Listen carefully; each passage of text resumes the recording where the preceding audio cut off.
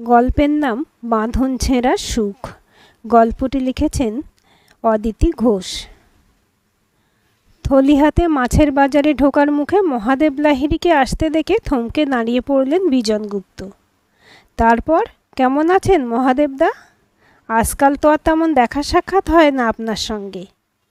হ্যাঁ, ছোট দিনের বেলা, সকাল হতে না হতেই তোমাকে ছুটতে হয় অফিসে, আর আমাকে দোকানে। সপ্তাহে একটা দিন দোকান বন্ধ থাকে, কিন্তু সেদিনও অবসর মেলে না। নিজে বাজারে আসি সপ্তাহে 2 দিন, তাও সবসময় কিছু না কিছু কাজ লেগেই আছে। যা বলেছেন, আমারও তাই। তা মাছ কিনবেন তো? চলুন যাই। পাবদাটা আগের দিন বেশ ফ্রেশ পেয়েছিলাম সতীশের কাছে। আজও ছেলে মেয়ে তাই পাবদার অর্ডারই হয়েছে। গিন্নি বলেছে একটু বাগদা চিংড়ি নিতে। অবশ্য ওদের দোষ কি দেব? ইলিশ, পাবদার, গলদা বা বাগদা চিংড়ির উপর আমারও একটু দুর্বলতা আছে। চলুন আজ না হয় একসঙ্গেই মাছ কিনি। ওরা মাছ বেছে দিতে দিতে গল্পও খানিক করা যাবে। মহাদেব লাহিড়ী বললেন, আজ হবে না, আমি তো ওসব মাছ কিনতে পারবো না আজ। ছোট ছেলেটার পেটের গন্ডগোল হয়েছে, তাই বাটা নিয়ে যেতে বলেছে গিন্নি। জিরে বাটা দিয়ে পাতলা ঝোল করে দেবে ওকে। বাটা মাছটা মন্টু দেয় ভালো। ঠিক আছে, তবে আমি একদিন যাব আপনার দোকানে, একটু কথা বলার আছে। মুখের হাসিটা বজায় রেখে মহাদেব লাহিড়ী বললেন, অবশ্যই যাবে, তোমরা গেলে তো ভালো লাগে। কথাটা বলেই হনহন করে মন্টুর মাছের দোকানের দিকে এগিয়ে গেলেন মহাদেব। শুধু নিজের পাড়াতেই নয়, সারা অঞ্চলে লাহিড়ীদের বাড়ির বেশ সুনাম আছে পরিবারের সকলের ভালো ব্যবহারের জন্য। মহাদেব লাহিড়ীর আগে একটা ছোটোখাটো স্টেশনারি দোকান ছিল। ছেলে গ্র্যাজুয়েশন করার পর একটা টিভি কম্পিউটারের দোকান করেছেন স্টেশন মার্কেটে।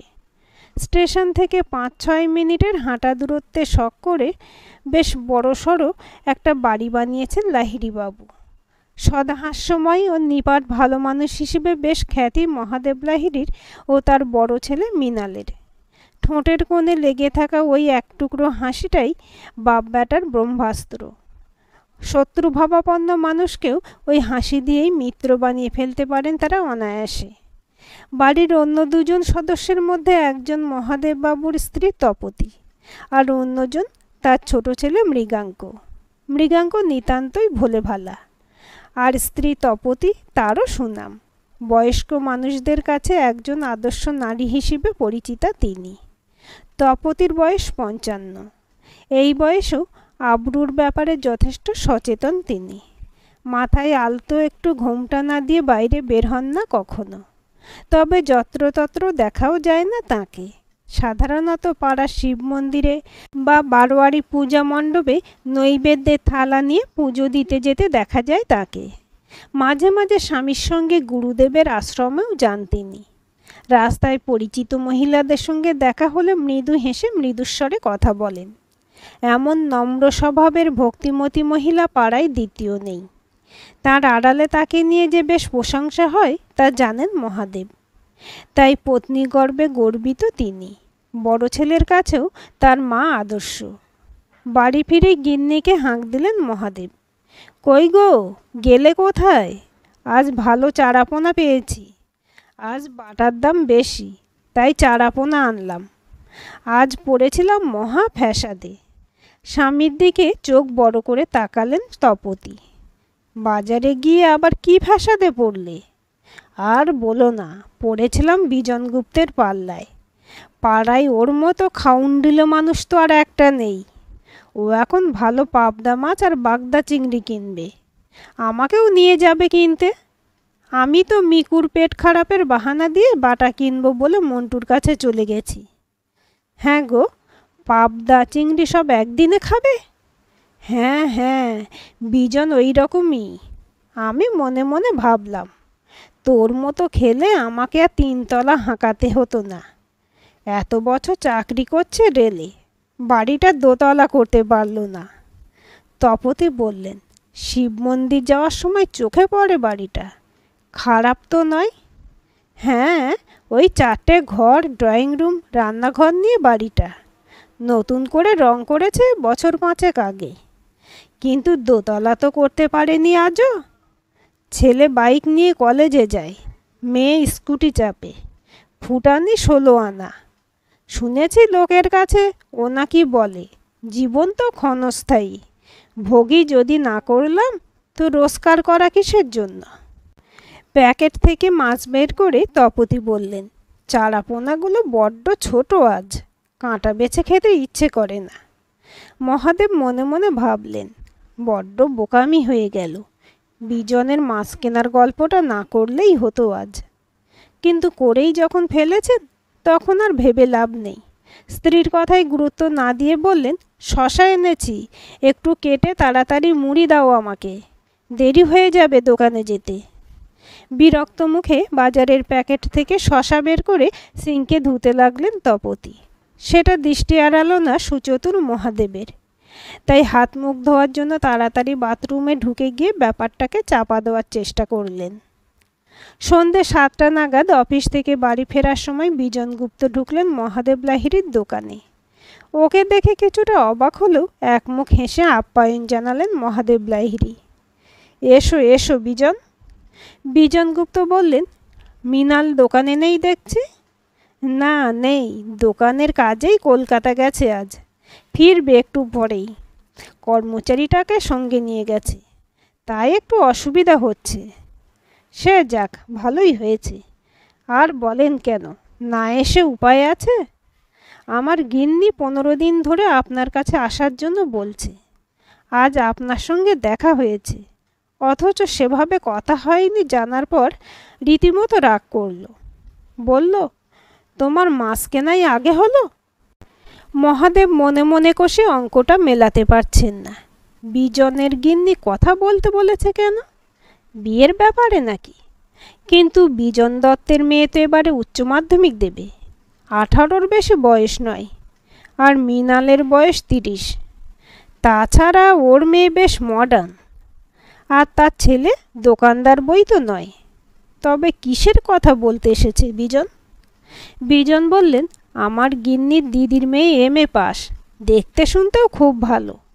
আমার ভাইরার ইচ্ছা একটা ভালো পরিবারে চরিত্রবান ছেলের সঙ্গে তার একমাত্র মেয়ের বিয়ে দেওয়ার। তাই মৃণালের জন্য বলতে বলেছে আমার বউ, যদি রাজি থাকেন তো একদিন দেখে আসবেন। কিন্তু আমার ছেলে তো BA পাস, MA পাস পাত্রী কি রাজি হবে ওকে বিয়ে করতে? আরে সেই কথাই তো বলছি, ইঞ্জিনিয়ার লয়ার ছেলে বাতিল করেছে আমার ভাইরা ভাই। সিগারেট খায়, ড্রিঙ্ক করে, এইসব জেনে। আমার গিন্নির সঙ্গে ফোনে কথা হয়েছে, বলেছে গ্রাজুয়েট হলেও অসুবিধা নেই, তবে ছেলের চরিত্র যেন ভালো হয়, নেশা না করে, আর আর্থিক সঙ্গতি থাকে। এই 3টে দিকে খেয়াল রাখতে হবে। এর অবশ্য কারণ আছে। ভাইরার মেয়ের এক বন্ধুর বিয়ের পর জানতে পারে যে তার স্বামী প্রতি রাতে ড্রিঙ্ক করে, স্ত্রীর সঙ্গে অশালীন আচরণও করে।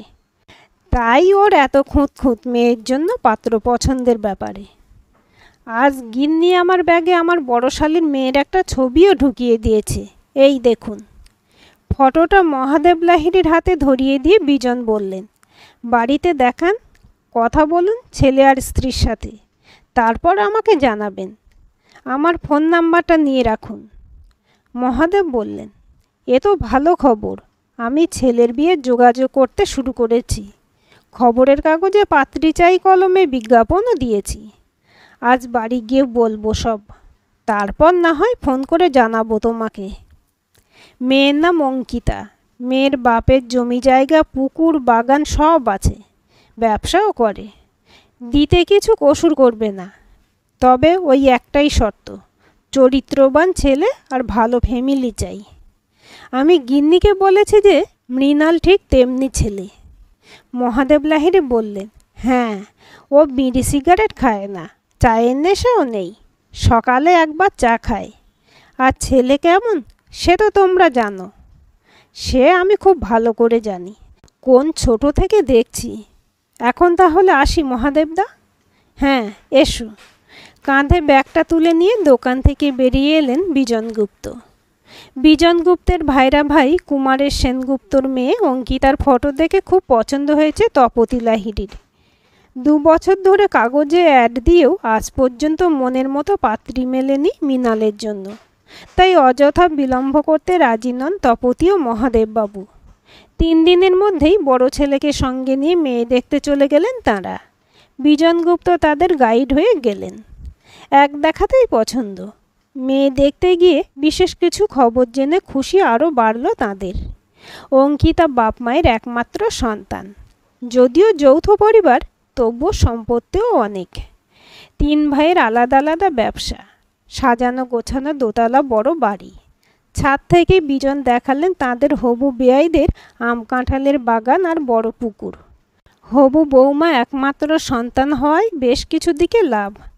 সম্পত্তি পাওয়ার আশা এখনই নয়, তবে একমাত্র মেয়েকেও তার ঘরকে সাজিয়ে দিতে কার্পণ্য করবে না যে বেয়াই মশাই, সে ব্যাপারে অনেকটাই নিশ্চিত ছিলেন মহাদেব লাহিড়ী।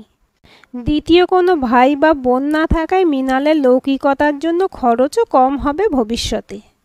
সব দিক থেকেই লাভ বই লোকসান নয়। মহাদেব লাহিড়ী পরের রবিবারই পাত্রীপক্ষকে আমন্ত্রণ জানালেন তার বাড়িতে আসার জন্য। সেই সঙ্গে জানালেন নিজের আর একটা ইচ্ছের কথা। ছেলেটার বিয়েটা একটু তাড়াতাড়ি দিতে চাইছি আমরা, আমার অসুস্থ মেজশালিকার কথা ভেবে। তাই বলছি, আমার বাড়িঘর ও ছেলে দেখে আপনাদের পছন্দ হলে ওই দিন নিজের বাড়িতেই পাকা কথা সেরে নিতে চাই আমি। বারবার যাওয়া আসা ভালো লাগে না আমার। আপনাদের যাকে যাকে ইচ্ছা নিয়ে যাবেন, কিন্তু আমাদের কোনো অসুবিধা হবে না তাতে। মেয়ের দাদু কমলাকান্ত সেনগুপ্ত বললেন, দুপুরে খাওয়া দাওয়ার আয়োজন করতে হবে না আপনাদের। আসলে সকলকে নিয়ে যাওয়া তো, অনেকের অনেক রকম কাজ থাকে, তাই সকালের দিকে যাওয়া সম্ভব নয়। রবিবার বিকেলের দিকে যাব আমরা। মাছ মাংসের যা দাম, কথাটা ভেবে মনে মনে খুশি হলেন মহাদেব। তবে হাত কষলে বললেন, গরিবের বাড়িতে দুপুরে একটু খাওয়া দাওয়া করলে ভালোই লাগতো কিন্তু আমাদের। কমলাকান্ত বললেন, খাওয়া দাওয়া তো আর পালাচ্ছে না, সম্পর্ক হলে যাওয়া আসা খাওয়া দাওয়া সবই হবে। মহাদেব বললেন, সে তো নিশ্চয়ই। মেয়ের মাকেও নিয়ে যাওয়ার জন্য কমলাকান্তের কাছে বিশেষভাবে অনুরোধ করলেন মহাদেব লাহিড়ী ও তপতী লাহিড়ী। সেনগুপ্ত বাড়ির মহিলারা ছেলে মেয়েদের বিয়ের যোগাযোগের সময় যায়নি এর আগে। তবু লাহিড়ী গিন্নি ও বিজনের অনুরোধের কথা ভেবে বিজনের বড় শালিকা অর্থাৎ সুনন্দাকে সঙ্গে নিলেন কমলাকান্ত সেনগুপ্ত। সুনন্দার অনুরোধে তার বড় বোনকেও আসতে বললেন কুমারেশ। ছেলে পছন্দ হলে পাকা কথা হবে। তাই বড় গাড়ি ভাড়া করে এলেন মেয়ের দাদু, বাবা, 2 কাকা, মা ও মাসি, পিসি, মামা। এই বিয়ের ঘটক হিসেবে বিজনগুপ্ত আগেই এসে বসেছিলেন মহাদেবের বাড়ি। বিজনের বাড়ির সামনে গাড়ি থামিয়ে ছোট শালিকাকে তুলে নিলেন কুমারেশ। তাঁদের আপ্যায়নের জন্য গেটে অপেক্ষা করছিলেন মহাদেব লাহিড়ী। পাত্রের বিশাল বড় 3 তলা বাড়ি দেখে তাক লেগে গেল সুনন্দার।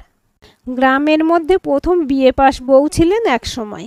বইপ্রেমী সুনন্দা বাড়িতে একটা ছোটোখাটো লাইব্রেরি ও অনেক ভালো ভালো বইয়ের কালেকশন দেখে মুগ্ধ হলেন। তাছাড়া মহাদেব লাহিড়ী ও তার স্ত্রীর অমায়িক ব্যবহার দেখে খুশি হলেন সবাই। ছেলের সার্টিফিকেট তো বিজন আগেই দিয়ে রেখেছেন। অনেক ভেবে সকলে মিলে সিদ্ধান্ত নিলেন যে এখানে বিয়ে হলে তাদের মেয়ে সুখী হবে। তাই দেনা পাওনার প্রসঙ্গ তুললেন অঙ্কিতার দাদু। ধুরন্ধর ব্যবসাদার মহাদেব লাহিড়ী যা বোঝার আগেই বুঝে নিয়েছেন। উনি বললেন, এসব কি বলছেন আপনি? ছেলের বিয়েতে আমাদের কোনো দাবি দেওয়া নেই। ক্যাশ নেওয়া তো প্রশ্নই ওঠে না। তাছাড়া গহনা, ফার্নিচার কিছুই দিতে হবে না আপনাদের, শুধু মেয়েটিকে দিলেই হবে। আমার গিন্নির মেয়ের খুব শখ ছিল। ছোট ছেলে হওয়ার সময় ওর খুব আশা ছিল যে মেয়ে হবে। আমাদের সে আশা পূর্ণ হবে আপনার মেয়ে আমাদের বাড়িতে এলে। ব্যবসা করলেও কুমারেশের তেমন সাংসারিক বুদ্ধি নেই। তার ছোট ভাই অনিমেষ বললেন, আপনার ছেলের আলাদা কোনো ব্যবসা আছে না একটা দোকানেই দুজনেই চালান? মহাদেব আকর্ণ বিস্তৃত হাসি হাসলেন। দোকান ছেলেরই, ও একা সামলাতে পারবে না বলে আমিই বসি। আসলে আমার বাবার সারের দোকান ছিল, আমারও আগে স্টেশনারি দোকান ছিল, তারপর এই দোকান। ছেলে বিকম পাশ করার পর দোকানে ঢুকিয়ে দিলাম। আমি আর পারি না তত সামলাতে। ওর ব্যবসা এবারও দেখে নিক। তবে ঠাকুরের আর আমার গুরুদেবের আশীর্বাদে যেটুকু সঞ্চয় করেছি তাতে ওদের দুই ভাইয়ের ভালোভাবে চলে যাবে। তপতি বললেন, ছেলে আমার পাশ করেই পুলিশের চাকরি পেয়েছিল, একেবারে দারোগা। আমি যেতে দিইনি। ব্যবসাটা তাহলে কে দেখতো বলুন তো? ওর বাবার তো বয়স হচ্ছে, নিজেদের ব্যবসা কেউ ছাড়ে? মহাদেব লাহিড়ী ও তপতি লাহিড়ী ঘর থেকে বেরিয়ে যেতে সুনন্দা বললেন, মানুষ দুটো শুধু ভদ্রই নয়, যথেষ্ট বিনয়ী আর নিরহংকারী, আর সাদামাটাও। বিজন গুপ্তের স্ত্রী উচ্ছ্বসিত হয়ে বললেন, হ্যাঁ রে দিদি, মহাদেববাবুর বউয়েরও আমাদের পাড়ায় খুব সুনাম। এরপর আর বিয়েতে অমত করল না কেউ। দিনক্ষণ ফাইনাল করে চলে এলেন কুমারেশ। 1 মাস 10 দিন পর রীতিমতো জাঁকজমক করে বিয়ে হয়ে গেল অঙ্কিতার সঙ্গে মৃণালের। মেয়েকে 25 ভরি সোনার গহনা ও দেখার মতো সব 12 মাসে গুণের ফার্নিচার দিলেন। গোদরেজের আলমারি, 30টা নমস্কারী ও যথোপযুক্ত ফুলসজ্জার তত্ত্ব। তবে আয়োজনের কোনো ত্রুটি রাখেননি মহাদেব লাহিড়ীও। খাওয়া দাওয়া ও আপ্যায়ন যেন পাল্লা মেপে সমান করতে চেয়েছেন তিনি কন্যাপক্ষের সঙ্গে। কন্যাযাত্রীরা প্রত্যেকেই খুব খুশি, যাকে বলে প্রশংসায় পঞ্চমুখ। সুনন্দার মুখে উপচে পড়া হাসি। তপতি লাহিড়ী ব্যস্ত হয়ে পড়েছেন বৌমার বাপের বাড়ির যে কত উচ্চ বংশ তার জাহির করতে। আর মহাদেব লাহিড়ী ছেলের বাবা হওয়া সত্ত্বেও করজোড়ে আপ্যায়ন করলেন সমস্ত কন্যাযাত্রীকে। একমাত্র মেয়ের বিয়েটা খারাপ হয়নি ভেবে স্বস্তির শ্বাস ফেললেন কুমারেশ সেনগুপ্ত ও বাড়ির সবাই। অষ্টমঙ্গলায় বাপের বাড়ি যাওয়া ও হানিমুন পর্ব মিটিয়ে বেশ খুশিতে রয়েছে অঙ্কিতা। গত 15টা দিন কোথা দিয়ে কেটে গেল বুঝতেই পারল না। দক্ষিণের ব্যালকনিতে দাঁড়িয়ে চুলে চিরুনি দিতে দিতে মনের আনন্দে মৃদুস্বরে গেয়ে উঠল, আজই দক্ষিণী দুয়ারে খোলা, এসো হে এসো হে, এসো হে আমার বসন্ত এসো। হঠাৎ ঘরের ভেতর থেকে ছুটে বেরিয়ে এসে বউয়ের ঠোঁটের উপর হাত রাখল মৃণাল। চুপ চুপ, এসব তুমি করছো কি? অঙ্কিতা ভাবল মৃণালের ওর গান ভালো লেগেছে, তাই হয়তো মজা করছে। অঙ্কিতা ঠোঁট মৃণালের 4 আঙুলে চাপা, তাই ও মৃণালের দিকে ঘুরে চোখ তুলে প্রশ্ন করল। মৃণাল গম্ভীর গলায় বলল, এভাবে কোনোদিন ব্যালকনিতে দাঁড়িয়ে গান করো না, মা শুনতে পেলে খুব রাগ করবে। অঙ্কিতা মৃণালের হাতটা নিজের মুখ থেকে সরিয়ে বলল, মা রাগ করবে কেন? ঠিক বুঝলাম না। না মানে আমাদের বাড়ির বউয়ের গলা বাইরের কেউ শুনুক সেটা মায়ের পছন্দ নয়। অঙ্কিতা পাল্টা প্রশ্ন করল, আর তোমার?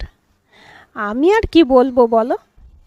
কিন্তু তোমরা যখন আমাকে দেখতে গেলে তখন আমি গান শোনালাম, আবৃত্তি করলাম, তখন তো সবাই খুব প্রশংসা করলেন। ওখানে কি বলবে বলো? মেয়ে দেখতে গিয়ে ওই রকম সবাই বলে, ওটা ভদ্রতা। কিন্তু আমার বাবা তো আমার স্কেল চেঞ্জার হারমোনিয়ামটাও বিয়ের আগে ফার্নিচারের সঙ্গে পাঠিয়ে দিয়েছিলেন, সেটা তো আমার গান করার জন্যই। হারমোনিয়াম বাজিয়ে গান করবে এখানে? মাথা খারাপ, বাবা মাকেও অ্যালাউ করবে না। কথাটা শুনে রাগে শরীর জ্বলে উঠল অঙ্কিতার। কিন্তু নতুন বউ এখনও, তাই নিজেকে কষ্ট করে সামলে নিয়ে সংযত স্বরে বলল, ফুলসজ্জার পরের দিন জানলাম যে রাত্রে শোয়ার আগে নিজের বেডরুমের দরজা বন্ধ করার পরে নাইটি পরতে পারবো। এই গরমে শাড়ি পরে থাকতে বেশ কষ্ট হচ্ছে, তাও মেনে নিলাম, শাড়িই পরছি। এখন শুনছে গান করা চলবে না। আর কি কি চলবে না তার লিস্টটা একটু দিয়ে দাও, মনকে প্রিপেয়ার করতে হবে তো। অঙ্কিতার হাতের উপর হাত রেখে মৃণাল বলল, বুঝতে পারছি তোমার রাগ হচ্ছে, কিন্তু আমি নিরুপায়।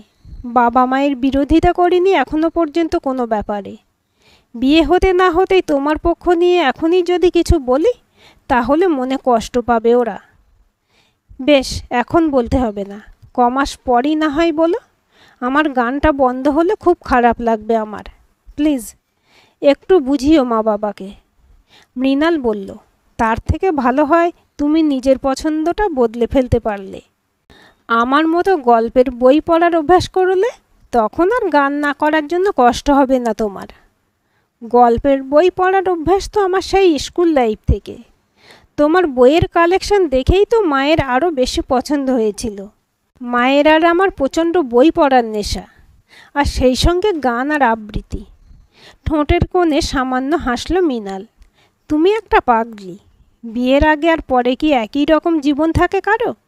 বিয়ের আগে সব মেয়েরাও এসব করে, কিন্তু বিয়ের পর রান্নাবান্না, সংসারের নানা কাজ করতে করতে অনেকটা সময় পেরিয়ে যায়। তখন আর বসে গান করার ইচ্ছে থাকে না, বরং ক্লান্ত শরীরে একটা বই নিয়ে শুয়ে কিছুটা সময় কাটানো যায়। বেশ, সে না হয় করব, কিন্তু একবার একবার তো গান করতে ইচ্ছে হবে। তুমি এই পারমিশনটা নিও ওনাদের কাছে। মাপ করো, ওই নিয়ে আমি কিছু বলতে পারবো না। তুমি হানিমুনে গিয়ে জব করা নিয়ে যে কথা বলেছিলে, সেটা আমি বাড়ি ফেরার পর মা বাবাকে বলেছিলাম। মা কি বলল জানো? বলল, আমাদের এখনও অত অভাব পড়েনি যে বাড়ির বউকে রোজগার করতে বাইরে পাঠাবো। বৌমার যে এসব ইচ্ছা, সে কথা তো বেয়াই মশাই বলেননি আগে। অঙ্কিতা অবাক হয়ে গেল মৃণালের কথা শুনে। এই তো সবে বিবাহিত জীবনের শুরু, এখনই শুরু হলো এত অনুশাসন। তাছাড়া মৃণাল যদি এইভাবেই সারা জীবন মা বাবার আজ্ঞাবহ হয়ে থাকে আর অঙ্কিতাকেও সেটাই করতে বলে, তাহলে কি করবে অঙ্কিতা? তবে কি মা বাবা ভুল করলো, নাকি তার ভাগ্যই একটা ভুল মানুষের সঙ্গে তার গাঁটছাড়া বেঁধে দিল? মৃণাল বলল, 7:30 বেজে গেছে, তুমি এবার নিচে যাও। মা রান্নাঘরে ঢুকে গেছে। আসলে আমি আর বাবা 8টার সময় দোকানে যাব তো। মৃণালের কথার কোনো উত্তর না দিয়ে দ্রুত সিঁড়ি দিয়ে নিচে নেমে গেল অঙ্কিতা। গত 1টা বছর ধরে মুখ বুজে সমস্ত অনুশাসন মেনে চলেছে অঙ্কিতা। এটা করা চলবে না, ওটা করা চলবে না, শুনতে শুনতে ক্লান্ত হয়ে পড়েছে ও। প্রতিবাদ করার শক্তি যেটুকু ছিল সেটুকু শেষ করে দিয়েছে মৃণাল। কানের কাছে ক্রমাগত একই কথা বলে ও। মা বাবার বয়স হয়েছে, ওরা মনে কষ্ট পাবে, এমন কিছু বলো না। তার মানে অঙ্কিতার মতো 23 বছরের মেয়েকেই শুধু নিজের কষ্ট চেপে রাখতে হবে। যদিও শাশুড়ি মায়ের বয়স মাত্র 55, তবুও নিজেকে ঝাড়া হাত পা করে ফেলেছেন তিনি ছেলের বিয়ের 1 মাস পর থেকে। পাড়ার মহিলাদের কাছে বড়াই করে বলেন, রান্নাঘরের দায়িত্ব পুরোপুরি ছেড়ে দিয়েছেন অঙ্কিতার উপর। ওনার বলার ভঙ্গিমায় মনে হয় যেন হিরে জহরতে ঠাসা সিন্ধুকে চাবিকাঠি দিয়ে দিয়েছেন ছেলের বউকে। নিজের জপ তপ সেরে জলখাবার খেয়ে ব্যালকনিতে রাখা চেয়ারে বসে পড়েন। চুল শুকোনোর নাম করে লোক দেখেন আর এরোর সঙ্গে গল্প করেন। অঙ্কিতা 2-1 দিনের জন্য বাপের বাড়ি এলেও শ্বশুরমশাই তাড়াতাড়ি ফিরে আসার কথা মনে পড়িয়ে দেন। প্রতিবারই মনে মনে ঠিক করে অঙ্কিতা এবার সব জানাবে বাবা মাকে, কিন্তু পারে না বাবার শরীরের কথা ভেবে। হাই ব্লাড প্রেশার ও ডায়াবেটিসের রুগী মানুষটাকে টেনশনে ফেলতে খারাপ লাগে, তাই সুখে থাকার ভান করে। মাথায় হাত বুলিয়ে বাবা বলে, তুই ভালো আছিস সেই দেখেই আমার সুখ।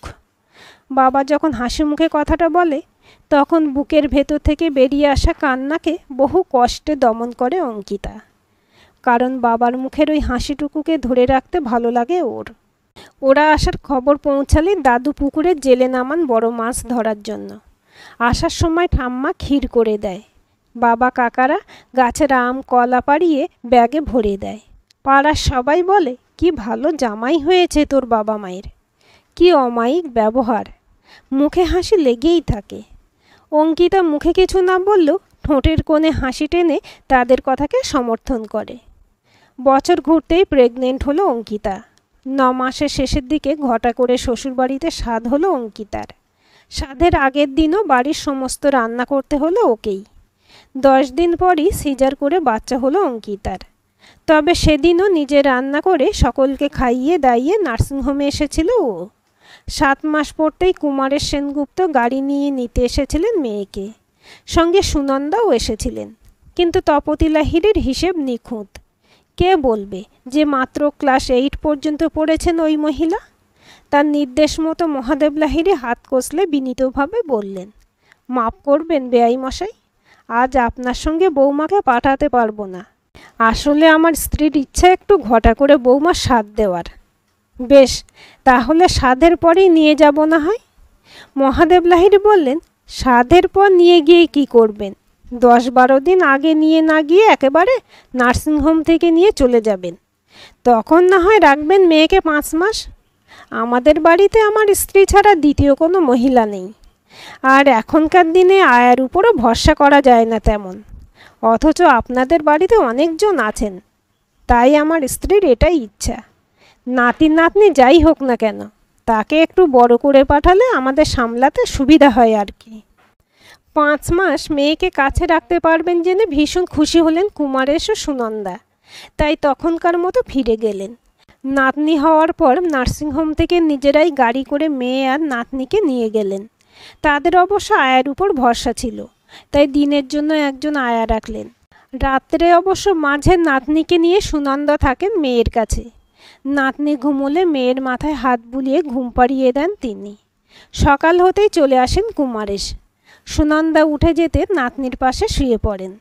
অঙ্কিতার মনে হয় এই সুখ, এই ভালোবাসা ছেড়ে ওই প্রাণহীন বাড়িটাতে যদি কোনোদিন না যেতে হতো তাহলে বেশ হতো, কিন্তু সেটা হওয়ার নয়। 5 মাস পর চলে যেতে হলো। 10 মাসের মেয়েকে নিয়ে অঙ্কিতা আবার বাপের বাড়ি এলো কাকার মেয়ের বিয়েতে। সেনগুপ্ত বাড়ির ছেলে মেয়েদের বিয়েতে চিরদিনই জাঁকজমক করেই হয়। এবারও তার ব্যতিক্রম নয়। বাজনা এসেছে, সবাই ভীষণ হুল্লোড় করছে, নাচানাচি করছে, বাদ নেই অঙ্কিতাও। কিন্তু শ্বশুর শাশুড়ি বাড়িতে ঢুকতেই মৃণাল অঙ্কিতাকে ডেকে নিয়ে গেল। শোনো, একটা কথা, মা বাবা এসেছেন, তুমি যেন ওদের সামনে নেচো না আবার। অঙ্কিতা বলল, দিদিভাই শ্বশুর শাশুড়িও তো এসেছে, বাজনার সঙ্গে দিদিভাই নাচছে, আমার পিসিমণিরা ছোট কাকিমা সবাই নাচছে, আর আমি নাচলেই দোষ? সবাইকার মানসিকতা তো সমান নয়। তোমার জেঠুর বেয়াই বেয়ান একটু বেশি মডার্ন। সে তো অবশ্যই, না হলে বৌমাকে চাকরি করতে দেয়? দিদিভাইকে পার্লারে নিয়ে যায় ওর শাশুড়ি। তোমার জামাইবাবুও খুব মডার্ন। ওই রকম কারোর সঙ্গে বিয়ে হলে তোমার ভালো হতো বলো?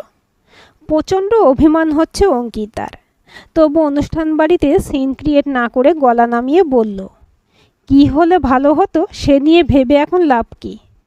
কথাটা বলেই মায়ের কোল থেকে মেয়েকে নিয়ে শ্বশুর শাশুড়ির কাছে এসে দাঁড়ালো ও। এইভাবেই কাটলো বিয়ে বাড়ি। ফুলশয্যার পরের দিন অঙ্কিতাকে নিয়ে বাড়ি এলো মৃণাল। অঙ্কিতার জীবনের চিত্রপটটা আজ পাল্টে গেছে। 7 বছরের মেয়েকে নিয়ে আজও বাপের বাড়ি আসছে ওর মায়ের সঙ্গে। 2 দিন 4 দিন নয়, একেবারে চিরদিনের জন্য। শ্বশুরবাড়ির সঙ্গে সব সম্পর্ক চুকিয়ে। ইতিমধ্যে অঙ্কিতার জীবনে অনেক গুরুত্বপূর্ণ ঘটনা ঘটে গেছে। 3 বছর আগে অঙ্কিতার দাদু মারা গেছেন। তারপরেই বাবা, জেঠু ও কাকুর সংসার পৃথক হয়ে গেছে। আজ আর কুমারেশও বেঁচে নেই। 1 বছর আগেই ম্যাসিভ হার্ট অ্যাটাক হয়ে মারা গেছেন তিনি। ভীষণভাবে ভেঙে পড়েছিল অঙ্কিতা বাবার মৃত্যুর পর। কথা বলতে বলতে আচমকা এই পৃথিবীর মায়া ছেড়ে চলে গেছেন তিনি। এদিকে সন্দিগ্ধ মনা মৃণালের সঙ্গে ওর সম্পর্ক তলানিতে এসে ঠেকেছে। বাবার মৃত্যু 6 মাস পরে হঠাৎই বিদ্রোহী হয়ে উঠেছিল ওর মনটা। যা শরীরের কথা ভেবে দিনের পর দিন সব কিছু লুকিয়ে রেখেছিল অঙ্কিতা, আজ তার প্রয়োজন ফুরিয়েছে। তাই বাবা চলে যাওয়ার শোক সামলে ওঠার পরই মাকে সব কিছু জানিয়ে দিয়েছিল অঙ্কিতা। যে সুনন্দা এতদিন বলেছে মেয়েদের একটু মানিয়ে নিতে হয়, তার মুখেই এবার উল্টো সুর শুনল অঙ্কিতা। কেন এতদিন কিছু বলিসনি তুই আমাদের? দিনের পর দিন সমস্ত অন্যায় মুখ বুজে মেনে নিয়ে একা একা কষ্ট পেয়েছিস। আমরা শ্বশুরবাড়িতে মানিয়ে নিয়েছি, তার কারণ একজন কোনো অন্যায় করলে সকলে তাকে সমর্থন করেনি কখনো। আর স্বামীর অফ্রন্ত ভালোবাসার সমর্থন পেয়েছি সব সময়। কিন্তু তুই তো কিছুই পাসনি। দিন দিন বাড়ছে ওদের অনুশাসনের মাত্রা। ভাবলে নিজের উপর ঘেন্না হচ্ছে। এদের পছন্দ করেছিলাম আমি? মুখোশের আড়ালে নিজেদের এভাবে যে ঢেকে রেখেছিল মানুষগুলো, তা কল্পনাও করতে পারিনি। চোখের জল মুছে অঙ্কিতা বলেছিল, জানো মা, ওর বন্ধুরা বাড়িতে এলে কি রাস্তায় দেখা হলে ভদ্রতার খাতিরে হেসে কথা বলতাম। সে নিয়ে টিটকিটি করত। আমার স্কুলের বন্ধু রঞ্জনের সঙ্গে রাস্তায় দেখা হয় একদিন। মৃণাল তখন তুলির জন্য চকলেট কিনছিল। আমাকে দেখে রঞ্জন ছুটে এসে গল্প জুড়ে দেয়। সেটা দূর থেকে দেখেই বিরক্ত হয় মৃণাল। কাছে এলে আলাপ করিয়ে দিই রঞ্জনের সঙ্গে। তবু বাড়িতে এসে আমাকে অপমান করে। ওর সঙ্গে রাস্তায় দাঁড়িয়ে হেসে হেসে কথা বলাটাকে ওর অসভ্যতা মনে হয়েছে। তারপর অশান্তি চরমে পৌঁছয় আমার ফেসবুকে অ্যাকাউন্ট খোলা নিয়ে। নোংরা নোংরা কথা বলেছিল সেদিন আমাকে। আমার তখন ভীষণ কষ্ট হচ্ছিল মা। দিদি ভাই বুনি সবাই তো ফেসবুক অ্যাকাউন্ট আছে, ওদের তো এই নিয়ে কেউ কিছু বলে না। সুনন্দা সব শুনে আঁতকে উঠেছিলেন। ভয় হচ্ছিল এই রকম অশান্তি সহ্য করতে না পেরে শেষমেশ মেয়েটা যদি কিছু করে বসে, কি হবে তাহলে তুলির? মুহূর্তে নিজের কর্তব্য স্থির করে নিয়েছিলেন সুনন্দা। বলেছিলেন, না না, এ অন্যায় মেনে নেওয়া যায় না, এইভাবে বাঁচা যায় না রে মা। তারপর আমার যদি কিছু হয়ে যায়। কথা শেষ করতে দেয়নি অঙ্কিতা। চোখে জল নিয়ে মায়ের মুখ চেপে ধরেছে ও। ও কথা বলো না মা, তুমি ছাড়া আর যে কেউ নেই আমার। তাহলে আমি কার কাছে একটু আদর পাবো বলো তো? আমার জন্য অনেক দিন বাঁচতে হবে তোমাকে। তারপরই মেয়েকে নিজের কাছে নিয়ে চলে আসবেন জানিয়ে ফোন করেন মহাদেব লাহিড়ীকে। উনিও ওনার স্ত্রী জানান যে গেলে চিরদিনের জন্য যেতে হবে, ডিভোর্স পেপারে সই করে যেতে হবে। তাতে রাজি হয় অঙ্কিতা ও সুনন্দা, দুজনেই। সব শুনে অবাক হয়েছিলেন বিজনগুপ্ত। বিয়ের সম্বন্ধ করার জন্য অনুশোচনায় দগ্ধ হচ্ছেন উনি। মিউচুয়াল ডিভোর্স দিতে রাজি ছিল মৃণাল, তাই ডিভোর্স পেপারে সই করে গাড়িতে উঠে বসেছে অঙ্কিতা। কোনো কষ্ট হচ্ছে না আজ অঙ্কিতার এই বাড়ি ছেড়ে আসতে। এক হাতে মেয়েকে আর অন্য হাতে মাকে জড়িয়ে ধরে স্বস্তির শ্বাস ফেলল অঙ্কিতা। বাঁধন ছেঁড়া সুখ অনুভব করছে ও। আপন মনে গুনগুন করে গেয়ে উঠল, তোমার খোলা হাওয়ায় লাগিয়ে পালে টুকরো করে কাছি, আমি ডুবতে আছি রাজি। আজকের গল্পটি কেমন লাগলো কমেন্ট করে জানাবেন। ভালো লাগলে লাইক, হাইপ, শেয়ার করবেন। আর চ্যানেলটি সাবস্ক্রাইব করে বেল আইকনটি ক্লিক করে রাখতে ভুলবেন না।